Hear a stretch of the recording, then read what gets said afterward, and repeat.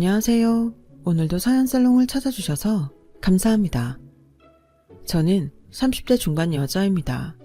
지금은 회사 때문에 혼자서 경기도에서 살고 있어요. 저는 혼자서도 만족하며 싱글 라이프를 즐기며 살고 있는데요. 대신 다른 트러블이 있었어요. 저는 아직 결혼을 하지 않았습니다.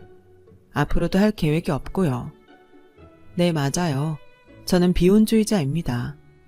제가 비혼을 결심하게 된 이유는 저희 부모님이 보여주신 결혼 생활은 행복하지 않았기 때문이에요. 그리고 제 연애를 통해서 본 결혼은 그리 긍정적으로 느껴지지 않았어요. 저에게는 2살 터울의 남동생이 하나 있어요. 저희 남매는 어려서부터 부모님이 다투는 걸 보면서 성장했어요. 저는 고등학교를 졸업하자마자 기숙사를 제공하는 공장에 취직했어요. 제 또래 친구들이 미팅하고 술 마시며 놀 때 저는 매일매일 쉬지도 않고 닥치는 대로 일했습니다. 월급은 딱 월세 등을 포함한 공과금만 남겨놓고 다 저축했어요.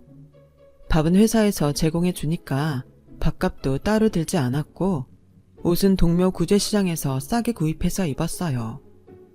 어디 나갈 일이 없었으니까 굳이 멋부릴 일이 없었거든요. 회사 동료들은 이런 저를 보고 도대체 무슨 재미로 사냐고 묻더라고요. 저는 돈 모으는 재미로 살았어요. 통장에 쌓이는 돈을 볼 때마다 일하면서 쌓인 스트레스, 육체적인 피로가 싹 날아갔거든요. 돈만 보고 사는 저를 보다 못한 같이 일했던 언니들이 저에게 다른 부서 남자를 소개시켜준 일이 있었어요. 그 남자는 저보다 5살 정도 연상이었어요. 서로 호감을 느껴서 연애를 하게 되었죠. 사귄 지 한 6개월쯤 지났을 때였을까요? 남자친구는 저에게 자기 엄마가 저를 한번 만나고 싶다고 계속 집요하게 요구한다고 하더라고요. 그러면서 한 번만 엄마하고 같이 보자는데 저는 솔직히 내키지가 않았어요. 결혼이 확정된 상황도 아니었고 만난 지 1년도 안 되었는데 부모님을 뵙는 것이 부담스러웠거든요. 저는 거절 의사를 밝혔고 그렇게 넘어가나 했는데 어느 날 데이트 중에 남자친구의 어머니가 자신이 근처에 있다면서 막무가내로 저희가 있는 곳으로 오셨던 적이 있었어요. 그래서 거의 반강제로 제가 남자친구 어머니께 인사드리는 상황이 왔었어요. 처음은 괜찮았어요. 저에게 과도하게 살갑게 굴려는 것을 빼면 말이죠. 문제는 그 이후였죠. 남자친구의 어머니는 그날 이후 제가 당신 며느리라고 생각되신 건지 집안 행사에 걸핏하면 부르곤 했어요. 남자친구의 누나 결혼식에 불러서 손님 맞이하는 자리에 앉아서 축의금을 받으라고 하질 않나. 명절에는 불러서 같이 음식 만드는 것 좀 거들라고 하시더군요. 저는 점점 감당하기가 어려워져서 남자친구에게 말했어요. 오빠 어머니가 이렇게 부르시는 거 좀 불편해. 우리 엄마인데 불편할 게 뭐가 있어. 우리 결혼 이야기가 나온 것도 아닌데 결혼 전부터 이렇게 집안 행사에 부르셔서 내 시간 뺏기고 노동시키는 건 좀 아니지 않아? 야, 너 좀 예민한 거 아니야? 어차피 결혼하면 다 네가 해야 될 일인데 미리 한다고 생각해. 뭐? 오빠, 우리가 언제 결혼 이야기 한 적 있어? 우리 연애하면서 그런 말 나온 적 한 번도 없어. 근데 무슨 결혼이야? 그리고 오빠 집안일이 어째서 내가 당연히 해야 될 일인데. 내 나이도 있는데 당연히 결혼해야 하는 거 아니야? 그런 건 서로 상의해야 하는 거지. 오빠 혼자 결정해? 야, 무슨 말만 들으면 내가 너한테 결혼하자고 매달리는 줄 알겠다. 넌 뭐가 그렇게 잘났냐? 어차피 공순이 주제에 너도 나 아니면 결혼할 남자 없잖아. 그러면서 뭘 재고 따져. 내가 언제 재고 따졌어? 지금 그 이야기 하는 게 아니잖아. 만약 결혼한다 해도 이런 식으로 사람 허구한 날 부르면 나도 그런 결혼은 별로 하고 싶지 않네. 지금 그 말 무슨 뜻이야? 서로 생각이 다르니 그냥 이쯤에서 끝내자. 그게 서로에게 좋을 것 같아. 그렇게 제 짧은 연애는 끝이 나고 제 비혼에 대한 결심은 더 견고해졌어요. 꽃다운 제 20대 초중반을 일에 바친 결과 저는 경기도의 한 아파트 청약에 당첨이 되었습니다. 지금 그 아파트는 처음 입주했을 때보다 값이 2배로 뛰었어요. 제 인생은 그때부터 열심히 산 결과의 열매가 맺히는 것 같더군요. 제 또래들하고 그때부터 격차가 벌어졌어요. 저는 가방끈은 짧지만 또래들보다 훨씬 안정된 삶을 살고 있었거든요. 고등학교 졸업하자마자 취직해서 직장에서도 자리가 잡혔고 4명의로 된 집도 마련했어요. 반면에 제 동창생들은 빠르면 24살에, 늦으면 28살에 대학을 졸업해서 취업 준비로 불안정한 시기를 보내고 있었죠.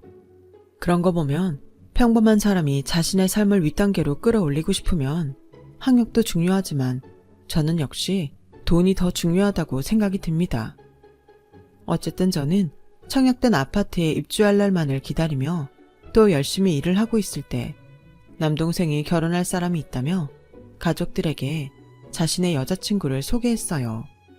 여자친구 생겼다고 말한 지 얼마 안 되던 시점이었어요.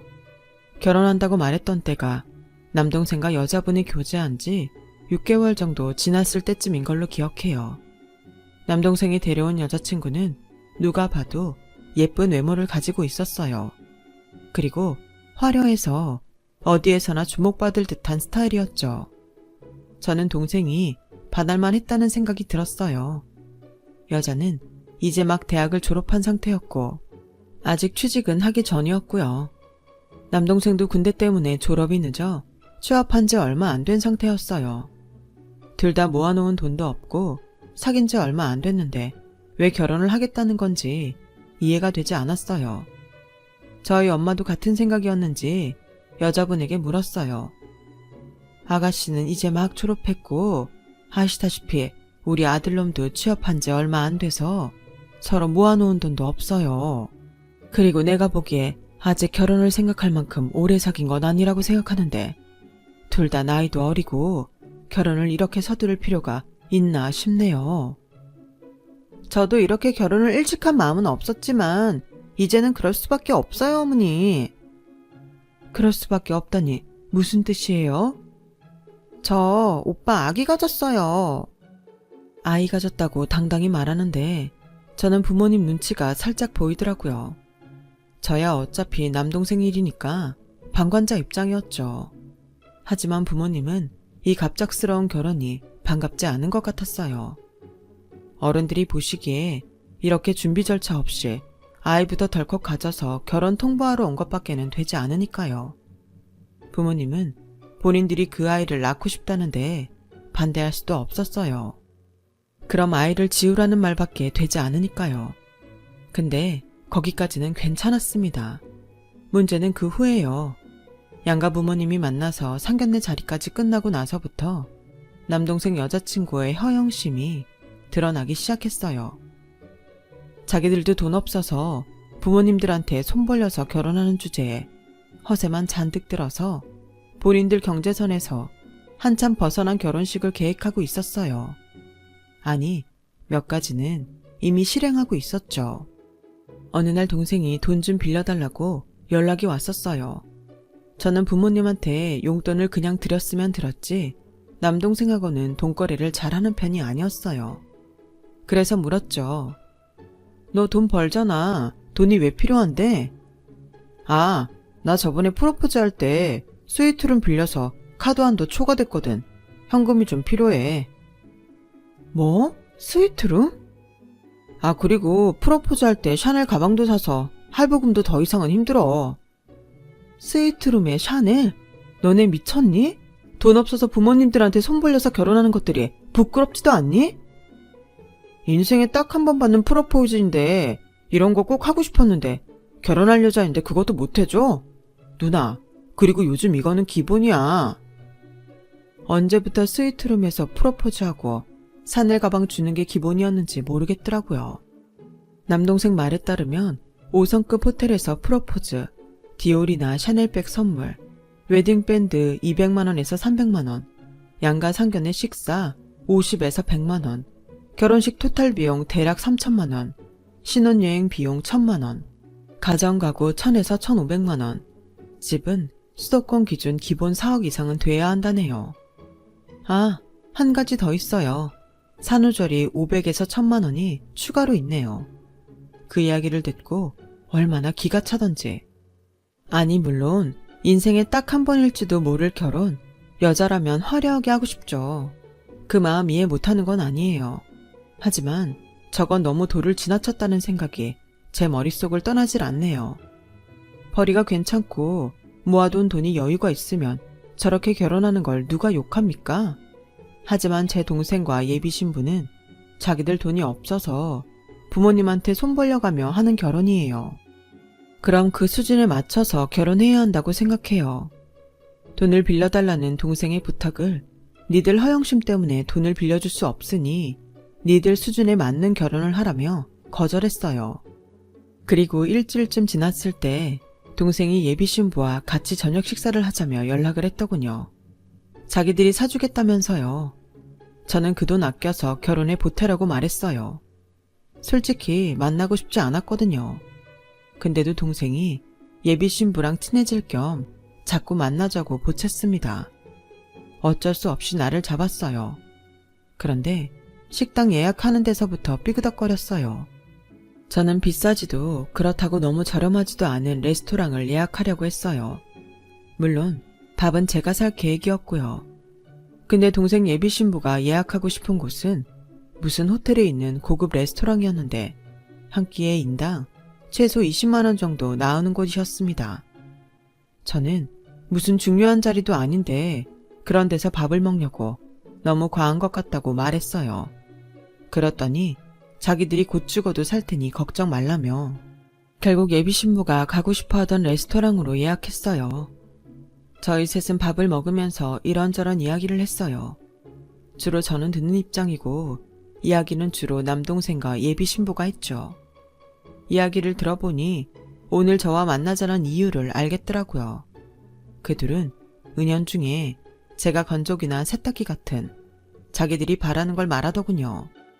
나중에 나에 대놓고 사주실 거죠 언니? 기대할게요 라고 말했어요. 아니 둘 다 거지인가? 꼴랑 그 명품 가죽 가방에 들어갈 돈으로 가전을 샀으면 3개는 샀을 겁니다. 처음에는 하나뿐인 남동생이 결혼하니 저도 당연히 냉장고나 세탁기 정도는 해줄 생각이 있었어요.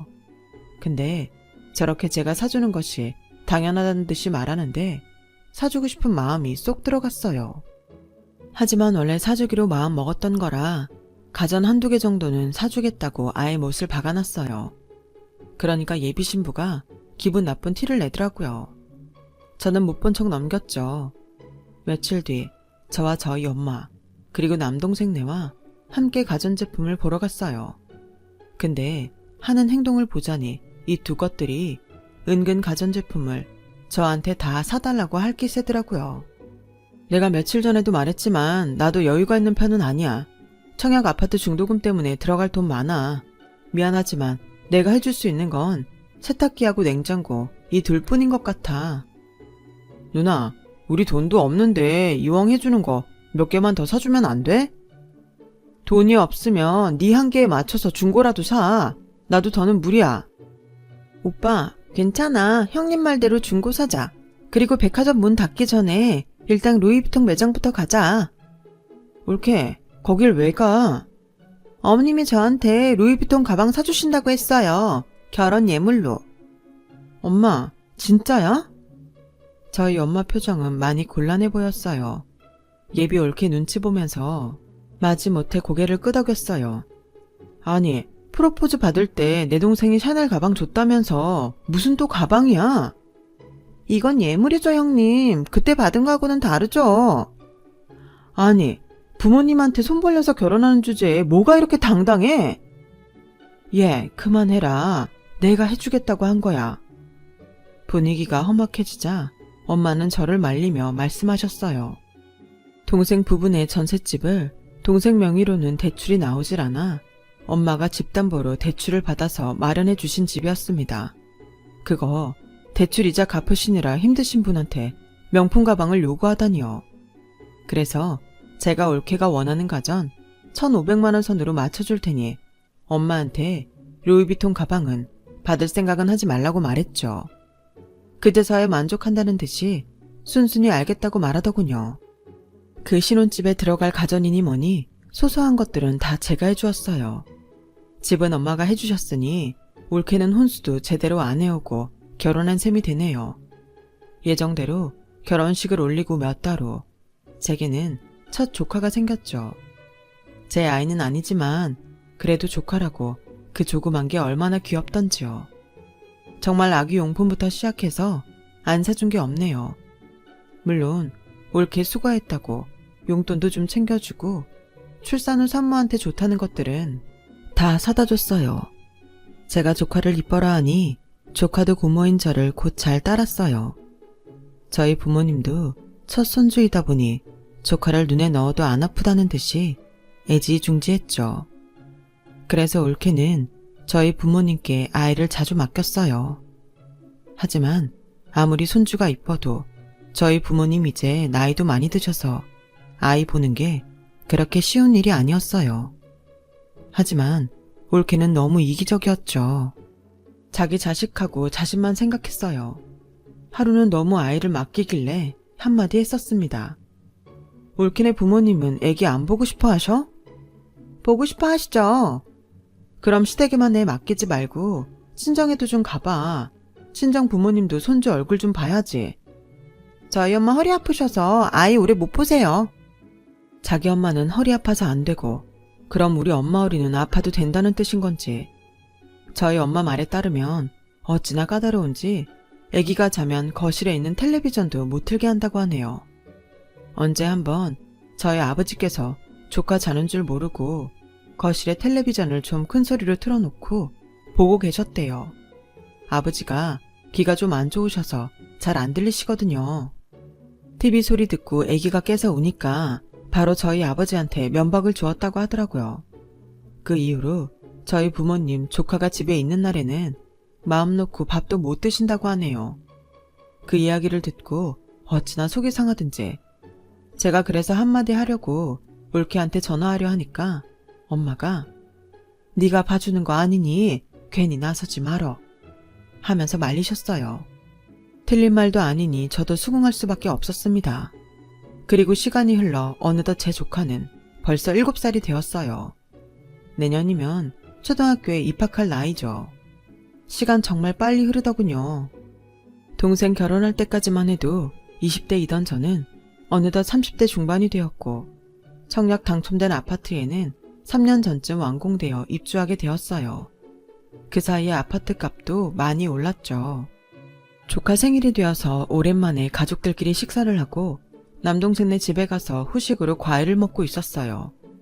먹고 있던 중에 올케가 갑자기 내년에 조카가 초등학교에 들어가니 다른 건 다 동생과 자기가 준비할 테니 저보고 명품 가방 하나 사달라고 하더군요.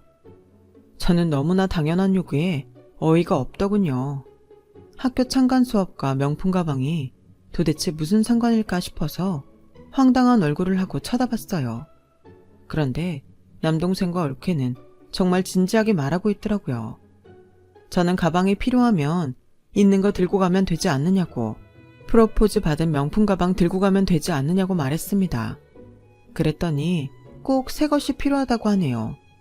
요즘은 다 그렇게 한다고 옷이나 구두 같은 다른 것들은 자기들이 준비할 테니 가방만 부탁한다는 거래요.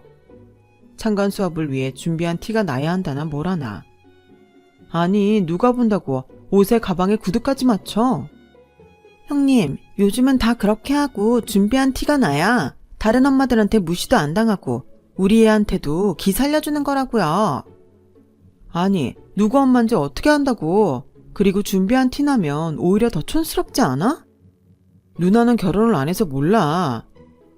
제대로 준비 안 해가면 담임이 우리 현서 왕따 시킬지도 모른다고요. 못 사는 집 애라고. 아니, 창간 수업이라는 게 그냥 수업 어떻게 하는지 보러 가는 거 아니야? 그게 언제부터 엄마들끼리 명품 경쟁하는 곳이 되었니? 그리고 그런 걸로 애를 왕따시키는 담임이라면 교육청으로 가서 신고해야 하는 거 아니니? 9시 뉴스감 아니냐고. 형님, 요즘 엄마들은요, 안 보는 척 하면서 다 봐요. 저 집에 얼만큼 잘 사는지 여유가 있는지, 아니면 가난해서 아이 교육시킬 여유도 없는 집인지. 형님은 제가 그날 후줄근하게 가서 우리 현사가 다른 엄마들한테 무시당해 저 집 애랑 놀지 마라 이 소리 듣게 하고 싶으세요? 그런 생각 가진 엄마의 자식이라면 친구 안 하는 게 나아. 저는 단호하게 못해준다고 말했습니다. 그리고 그 사건은 그렇게 일단락 되는 줄 알았어요. 하지만 몇 달 뒤 본가에 들렀을 때 엄마가 결국 올케가 원하는 명품 가방을 사주었다는 사실을 알게 되었어요. 제가 딱 잘라 거절하자 저희 엄마를 공략한 것입니다. 올케가 자꾸 조카 현서를 앞세우면서 현서 생각해서라도 해주셔야 한다. 안 그러면 엄마들 모임에 어울릴 수가 없어서 애 교육에 중요한 정보들을 놓친다. 이게 다 어머니 손주 현서의 미래를 생각해서 그러는 것이다. 그렇게 말하니 순진한 우리 엄마 결국 또 대출까지 받아서 그 가방을 사주고야 말았네요. 제가 대신 돈을 내줄 것도 아니었기 때문에 그때는 그냥 그렇게 넘어갔어요. 그리고 조카가 초등학교 들어가면서 올케가 슬슬 제가 가진 것에 대해 욕심을 부린다는 것을 느끼게 되었어요. 저희 집 근처에는 초등학교하고 중학교가 위치해 있고 버스로 세정거장 거리에 고등학교가 위치하고 있어요. 비록 서울은 아니지만 그래도 이 일대에서는 나름 학군이 좋아서 멀리서도 이 근처 학교로 보내기 위해 초등학교 입학할 자녀를 두거나 이제 곧 중학교 입학을 앞둔 자녀를 가진 가족들이 많이 이사를 오곤 합니다. 남동생네 부부집은 저희 집에서 대중교통으로 2시간 거리에 떨어져 있는데 그쪽은 남동생 말로는 중학교부터 교육하기에 좋은 환경은 아니라고 하더라고요. 저는 그때까지만 해도 아 그렇구나 정도로만 받아들였죠. 그런데 어느 날 엄마하고 오랜만에 단둘이서 오붓하게 데이트를 하던 중이었어요. 카페에서 따뜻한 차를 마시며 휴식을 취하고 있었어요. 엄마는 머뭇머뭇거리더니 어렵게 말을 꺼내시더라고요. 저기 현선이가 이사하고 싶대. 응? 하라 그래. 이제 좀 살만한가 보다. 근데 그게 말이다. 네 집으로 이사가고 싶다더라. 그게 무슨 소리야. 너희 집 근처에 좋은 학교들도 많고 집도 새 집이니 현서 교육하기에 좋을 것 같아서. 올케가 그리 말해? 엄마도 나한테 좀 너무한다. 그렇게 내 집 내준다 쳐. 그럼 난 어디로 가? 현서 애미가 너는 혼자 사니 지금 자기네 전셋집하고 바꿔도 되고 어디 빌라 같은데 원룸 전세를 얻으면 되지 않느냐고 하더라. 아무리 지 자식 귀하다고 해도 그렇지 집을 내놓으라니 뻔뻔해도 너무 뻔뻔한 거 아니야? 네가 누나고 결혼도 할 생각 없으니 결혼한 동생한테 양보하면 안 되니? 저는 화가 나서 자리를 박차고 일어나 동생네 집으로 갔습니다. 올케, 안에 있지? 누나. 형님, 무슨 일이세요? 엄마한테 이야기 들었어. 내 집으로 이사 오고 싶다고 말했다며? 아, 네, 맞아요. 형님도 아시다시피 조기 교육이 중요하잖아요. 형님 집 근처가 학군도 좋고 해서 이사 가고 싶다고 했어요. 그럼 우리 집 말고 우리 집 근처로 이사 오든가 해. 난 내 집 올케네한테 넘겨줄 생각 없으니까. 형님, 저희가 그럴 돈이 어딨어요. 전셋집 빼면 그 돈 다 은행으로 들어갔는데. 올케 정말 이기적이다. 난 원룸 아무데나 구하라고? 난 그렇게 할 생각 없어. 누나, 하나뿐인 조카 생각해서 양보 못해줘? 양보? 양보는 이럴 때 쓰는 말이 아니지. 그리고 너는 그렇게 말하면 안 되는 거 아니야? 내가 어떻게 장만한 집인데 10년 동안 하루도 안 쉬고 일하면서 버는 돈으로 장만한 집이야. 그거 다 알면서 네 마누라가 그렇게 한다고 그걸 그대로 똑같이 해? 너도 그러는 거 아니지? 마누라 치마폭에 쌓여서 정신 못 차리기는. 뭐야? 말 다 했어? 아직 다 안 했어. 그리고 올케 양심도 없어? 올케 시집 올 때 혼수해온 게 뭐 있어?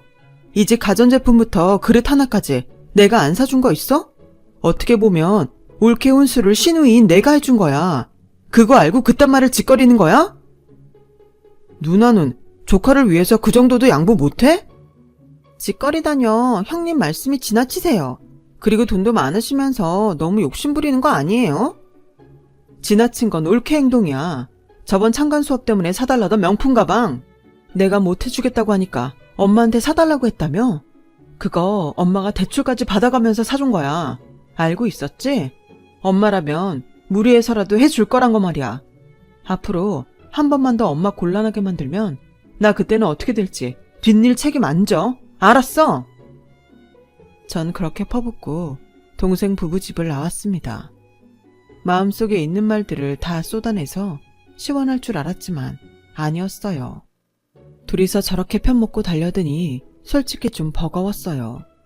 그리고 내 편을 만들기 위해서라도 결혼을 해야 하나 하는 생각도 들더군요. 정말 내가 이기적인 건가 하는 생각도 동시에 들었어요. 별의별 생각이 다 들면서 제 인생이 전체적으로 부정당하는 느낌이었어요. 그렇게 몇 주가 흘렀어요. 남동생네 부부가 상갓집에 가야 한다며 조카를 저에게 맡겼어요. 아직 동생네 부부 얼굴 보기 껄끄러웠지만 조카가 무슨 죄가 있겠어요. 그날은 엄마도 몸이 안 좋으셔서 제가 조카를 맡아서 돌봤죠. 문제는 그 후부터 2주 간격으로 조카를 저에게 맡기는 거였어요. 그것도 조카 혼자 저희 집까지 옵니다. 그 어린 것이 2시간 거리를 자기 혼자 오는 거예요. 처음에는 혼자 고모인 저를 보러 오는 것이 기특했습니다. 그래서 오면 맛있는 것도 사 먹이고 용돈도 주고 그랬었죠. 근데 이게 횟수도 잦아지고 저도 쉬는 날에는 저만의 시간을 갖고 싶은데 자꾸 조카가 찾아오니 슬슬 부담스러워지기 시작했어요. 현서야, 엄마하고 아빠는 바빠? 그런 건 아니에요. 그럼 고모 보고 싶어서 온 거야? 엄마가 고모가 보고 싶어서 가는 거라고 이야기하랬어요. 올케가 시켜서 온 것이었죠. 현서는 고모네 집에 오고 싶어? 오기 싫은 건 아닌데요. 혼자 오니까 많이 힘들어요. 오는 길만 2시간이 걸리니 어린애가 안 힘들다고 말하는 게 더 이상했을 겁니다. 그럼 집에서 엄마하고 놀면 되지. 엄마가 고모는 아이가 없어서 나중에 고모께 다 내 거라고 엄마가 고모한테 잘 보이라고 했어요. 실소가 터지더군요. 제가 60대도 아니고 아직 30대인데 벌써 제 재산을 노리고 있다니. 물론 저도 제 비혼주의 결심에 흔들리지 않는다면 제 재산은 조카에게 물려줄 생각이었습니다만 제가 아직 30대인데 벌써부터 그런 생각을 하고 애를 보낸다는 게 괘씸했어요. 일단 조카한테는 고모는 현서를 너무 사랑해. 근데 너 혼자서 이렇게 오는 건 너무 위험해. 네가 중학생 정도 되면 괜찮지만 아직은 아니야. 고모가 보러 갈게. 앞으로는 혼자 오지 마. 하고 잘 타일러 보냈어요. 그날은 조카에게 돈을 쥐어 보내지 않았죠. 조카는 그 이후로 한동안 오지 않았고 저도 저만의 휴일을 되찾았어요. 어느 날 보험회사에서 전화가 왔었는데요. 보험료가 연체되어서 기한까지 납부하지 않으면 나중에 혜택을 못 받을 수 있다고 하더라고요. 저는 의아했죠. 제가 가입한 보험들은 월급일에 맞춰 다 자동이체로 설정해 놓았기 때문에 연체될 일이 없었거든요. 그래서 제가 연체된 보험이 무엇이냐고 물었더니 땡땡 생명보험이 연체되었다고 보험회사 직원은 말했어요.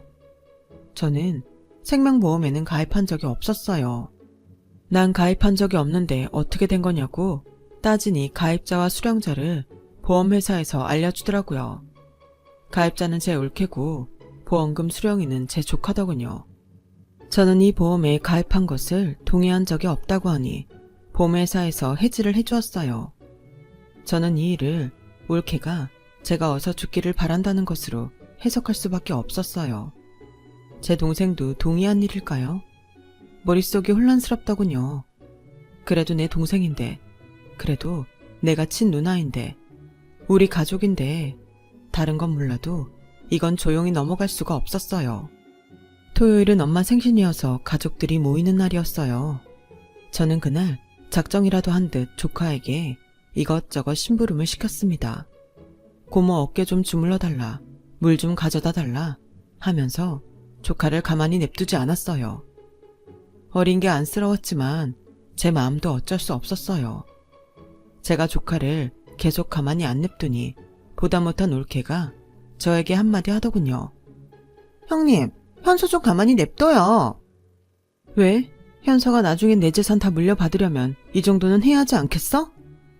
네? 올케가 현서한테 내가 애가 없으니 내 재산은 다 현서 거라고 했다며. 그럼 이 정도 효도도 못해? 아니지. 이보다 더 해야지.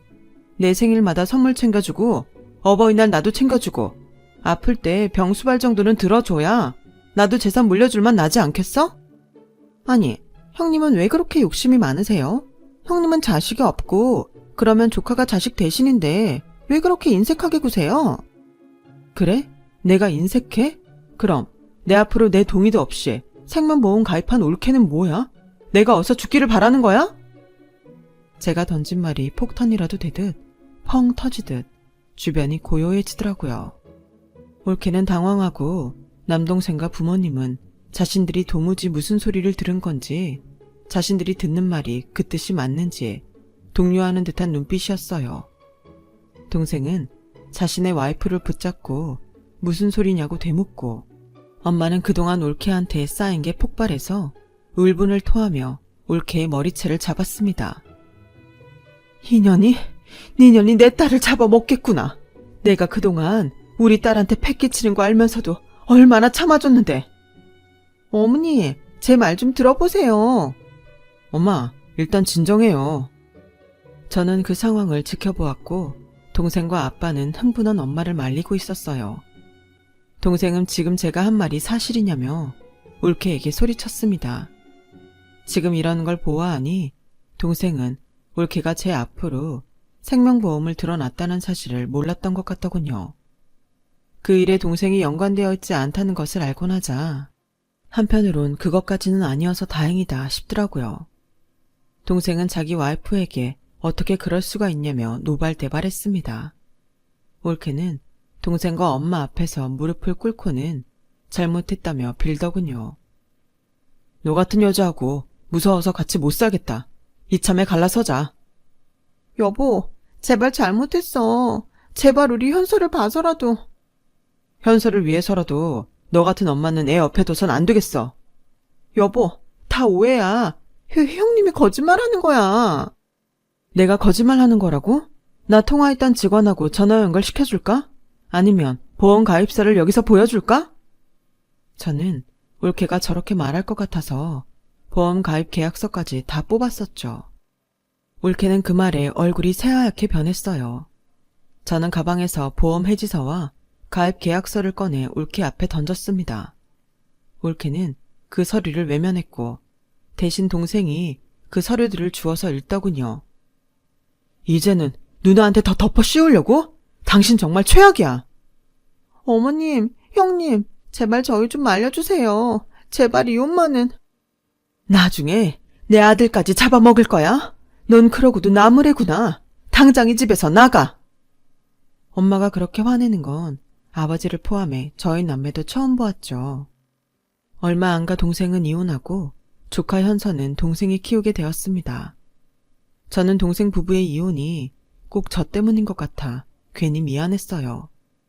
이혼 후 오랜만에 동생과 같이 술잔을 기울였는데요. 미안하다. 나 때문에 이혼남 됐네. 그게 왜 누나 때문이야. 그렇게 생각하지 마. 내가 좀만 더 참았어도 현서도 엄마 없는 아이로는 자랄 일이 없었을 텐데. 근데 그때는 나도 올케가 아니 전 네 와이프가 너무 분하고 괘씸했어. 괜찮아. 나도 그동안 잘한 것도 없는걸. 현서 엄마 편에 서서 누나 속상하게 했었잖아. 그런데 누나, 이번 일은 나도 정말 몰랐었어. 진짜야. 믿어줘. 알아. 사실은 나도 너도 올케랑 같은 뜻인 줄 알고 심장이 덜컹했지만 저번에 너 하는 행동 보니까 아니다 싶었어. 동생은 한숨을 푹 쉬더라고요. 속도 위반으로 한 결혼이었지만 동생은 올케를 정말 사랑했었던 것 같아요. 사실 나도 그 여자가 조금씩 버거워졌었어. 처음에는 예쁘고 화려한 모습에 반했었지만 그건 그냥 겉모습일 뿐이더라. 알고 보면 허영심만 가득해서 남들 하는 건 꼭 해야 하고 가지고 싶은 건 꼭 가져야 하고 난 얼른 돈을 모아서 대출금도 갚고 싶고 집도 사고 싶었는데 그 사람 씀씀이 때문에 오히려 빚만 늘었지. 어차피 이렇게 될 일이었어. 누나, 더 이상 신경 쓰지 마. 그렇게 저희 남매는 마지막 술잔을 기울이고 각자 집으로 갔어요. 비 온 뒤 무지개가 떠오른다고 동생은 그 이후 몇 년 뒤 좋은 여자와 재혼했습니다. 야무진 똑순이랑 새 출발을 하게 되었죠. 한번 만나봤는데 좋은 여자인 것 같았어요. 저는 안심하고 동생을 맡겨도 되겠구나 하는 생각을 했어요. 저는 여전히 혼자 있는 제 삶을 즐기고 있고 머지않은 노후를 준비하며 또다시 열심히 하루하루를 살아나갈 것입니다. 여기까지 제 사연이었습니다. 털어놓고 나니 무언가 가슴이 시원해지는 것 같습니다. 들어주셔서 감사합니다. 들어주신 분들 항상 꽃길만 걸으세요. 여러분, 사연 댓글에 응원과 현명한 조언 부탁드려요. 좋아요와 구독은 저에게 큰 힘이 됩니다. 오늘도 좋은 일 가득하세요.